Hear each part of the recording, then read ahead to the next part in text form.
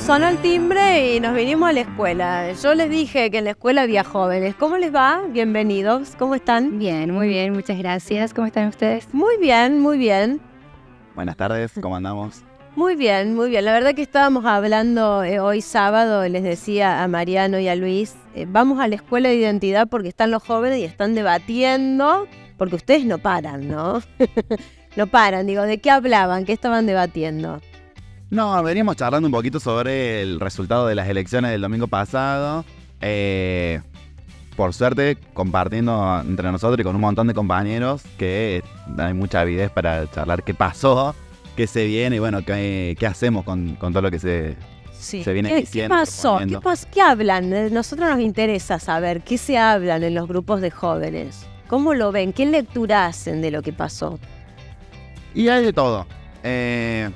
Primero el resultado de las elecciones pasadas es como lo que más daban ganas de hablar, de pensar, bueno, cómo llegamos hasta este punto, en donde gana un candidato que propone muchas cosas que atentan incluso contra derechos elementales de la juventud, como el acceso a la educación pública, de la salud, de incluso, qué sé yo, jubilaciones, vejez, derechos laborales. Entonces nos parecía interesante decir, bueno, ¿cómo llegamos hasta acá? Y el factor común, un poquito charlando con muchos de mis compañeros, era decir, pasa que estamos podridos. Sí. Imagínate, yo escucho a mis viejos que están podridos y después también pibes más chicos que yo incluso dicen que están podridos. Bueno, para mí es un reflejo de una derrota y un fracaso de los partidos y la política más tradicional, como le decimos nosotros, y que le ha dado lugar a mucha bronca. Por supuesto, hay un sectorcito que está muy a favor de lo que proponen ahí, de las cosas estas que yo decía, pero la mayoría es descontento, desagrado y querer castigar a lo tradicional y se agarraron de un loco que pudo agarrar un poco esa bronca, a pesar de que la propuesta no vayan a terminar de resolver efectivamente las principales necesidades e inquietudes que tienen mis compañeros. Claro. Digo, Orne, en los grupos, ustedes están en organizaciones, ahí te pasa el micro, están en organizaciones diferentes. Vos estás en la Facultad de Comunicación, vos estás en la Facu de Derecho y vos estás en Caleuche y él en La Marea. Son de organizaciones diferentes. Digo, ¿qué se habla en los jóvenes? ¿Qué están haciendo en este momento? Me imagino que están teniendo estrategias, ¿no? Sí. Como que en términos generales, creo que un poco retomando tu pregunta anterior y uniéndola con esto, los jóvenes estamos un poco cansados de las formas tradicionales de hacer política, como decía Lautaro, pero siento que el descontento y la desesperanza no vienen de lugares vacíos, sino que justamente hay una historia detrás de todo eso y el voto ya no tiene ese como simbólico de decir, bueno, con el voto puedo transformar una realidad. Lamentablemente la política se transforma un poco en eso. Y creo que además de Milei hubo otros candidatos que trajeron la esperanza, que capaz quedaron un poco invisibilizados por esto de el gran fenómeno Milei. Uh-huh. Pero las juventudes están aportando muchos espacios, digo, no solo lo más de derecha libertario, sino también más de izquierda o más centro-izquierda, lo cual me parece que viene a traer una nueva ola de qué pueda pasar. Las juventudes en la UNC, por ejemplo, tanto quienes están organizados como quienes no, a lo largo de todas estas semanas, después de las PASO y un tiempo seguido de eso, han estado haciendo asambleas, rondas de debate, encontrándonos en las aulas, porque si bien este fenómeno nuevo de Milei va se estructura mucho sobre la economía, entendemos también que hay muchos derechos que van a ser vulnerados o que podrían ser vulnerados. Podrían ser vulnerados. Uh-huh. Digo, ¿tan cómodos los pupitres? ¿Hacía mucho que no entraban al aula? Hacía mucho que no escribía a mano. El callo del dedo índice volvió. Bueno, digo, vos antes, Mariano, decías también de que vas muchos a las escuelas y vos, Luis, también sos docente. Estás permanentemente en contacto con jóvenes, con estudiantes. ¿Qué rescatan ustedes? Digo, yo rescato que cuando uno profundiza los temas, cambia la visión. Cuando uno habla con la gente y sobre todo con los jóvenes, cambia la visión. sinceramente no estoy tan de acuerdo con muchas de las cosas que venimos repitiendo todas y todos. Esto de que, bueno, el hartazgo, están cansados, yo estoy cansado, estoy podrido, y que no sé qué, y que causó una supuesta bronca. Sinceramente, sin condenar a la persona que dice eso, pero me parece que todos nos dejamos llevar por una ola que alguien genera. Porque sinceramente hemos pasado momentos infinitamente más duros que este, infinitamente. Y nunca se escuchó a un joven decir estoy cansado, estoy podrido. Al contrario, para un lado, para el otro, pero se participaba. Y era infinitamente peor. Gente mucho más corrupta de la que hoy hace política en la Argentina. Te digo, década del 90, década del 30, década infame, dictaduras, Roca, genocidios, Mitre. ¿A qué se enfrentaban nuestros abuelos y abuelas cuando hicieron esta patria?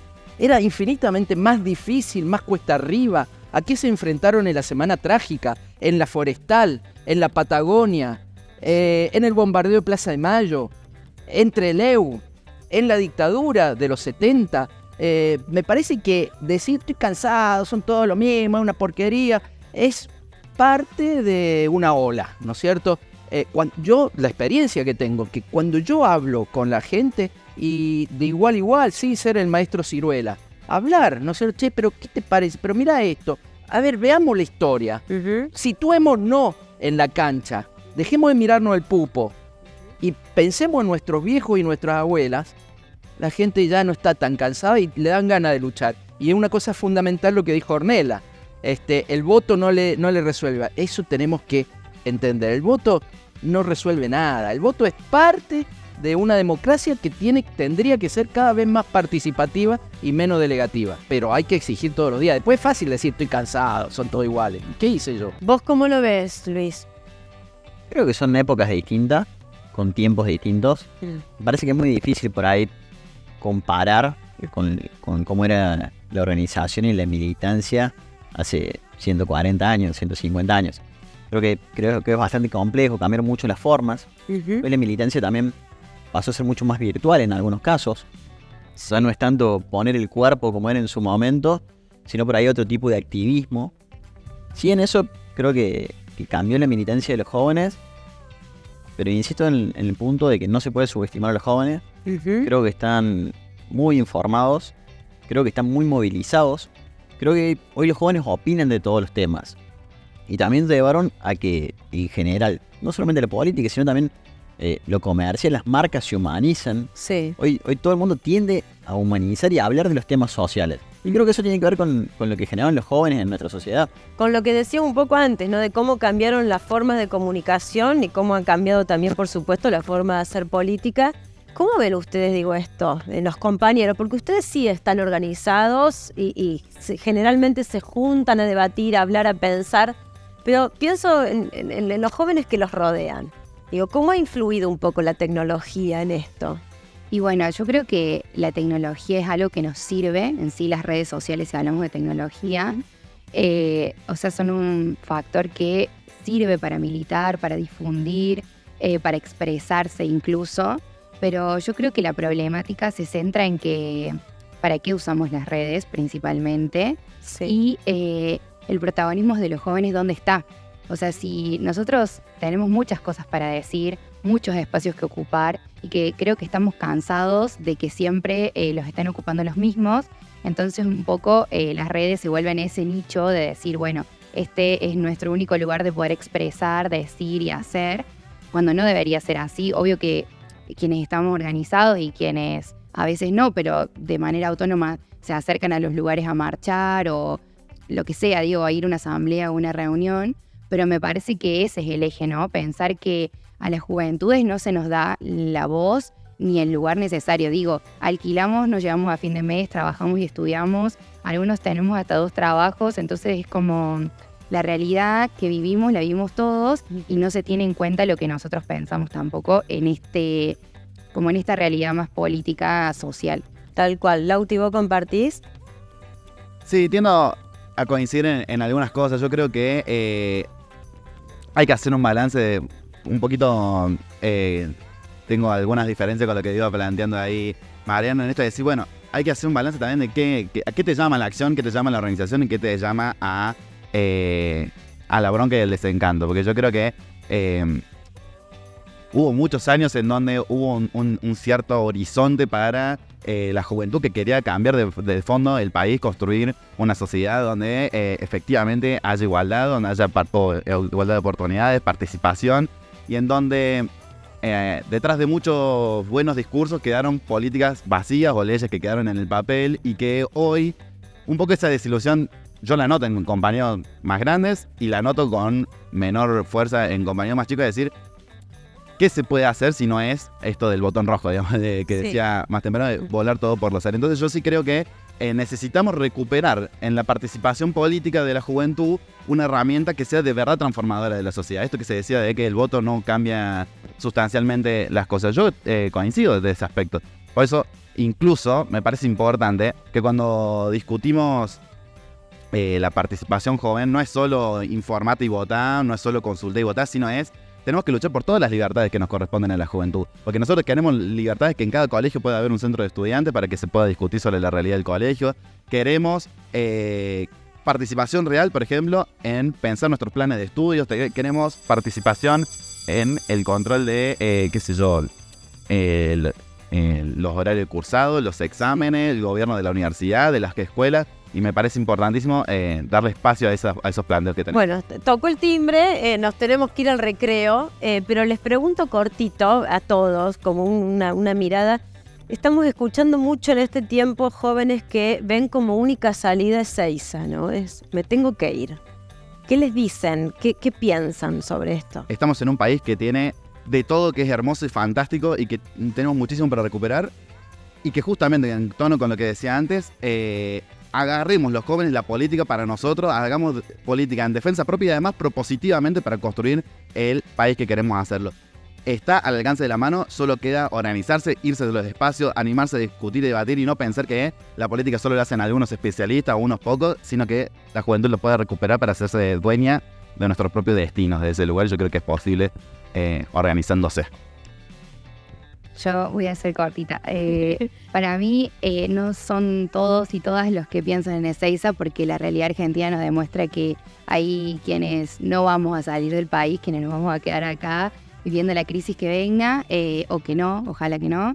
Pero sí pienso que vivimos en un país que tiene un montón de derechos que costaron mucho conseguir, como la educación pública, la salud pública, y no solo pensar que eso tenemos que salir a defenderlo cuando se ataca, sino que salgamos ahora también a defender que mejore, y que, nada, los jóvenes tenemos un montón de energía y de proyectos para decir, podemos salir a pensar las cosas distintos, no hace falta que estemos organizados, o sea, simplemente con las ganas de transformar la realidad yo creo que es posible. Primero, me parece que es falso que todo el mundo se quiere ir, porque la mayoría de los pibes y las pibas son pobres y no podrían ni soñar con llegar a Ezeiza siquiera, ¿no?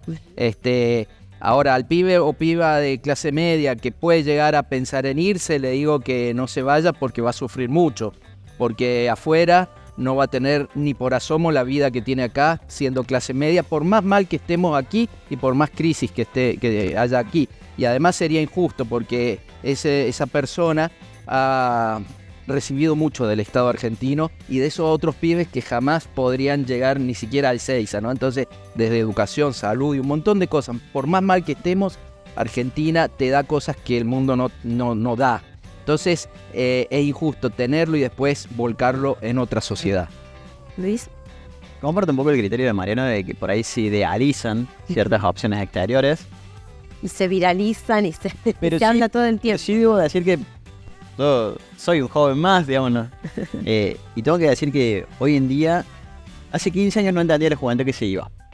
Hoy cada vez me quedan menos argumentos por ahí para contradecir a algunos. Creo que desgraciadamente la realidad argentina, con una serie de errores acumulados, hoy le está dando cada vez más argumentos para esos jóvenes que se quieren ir. Ojalá que podamos generar cambios que no se quieran ir. Sí. Pero desgraciadamente los argumentos son cada vez más. Bueno, seguimos el debate en el recreo, ¿les parece? Nos vamos al recreo.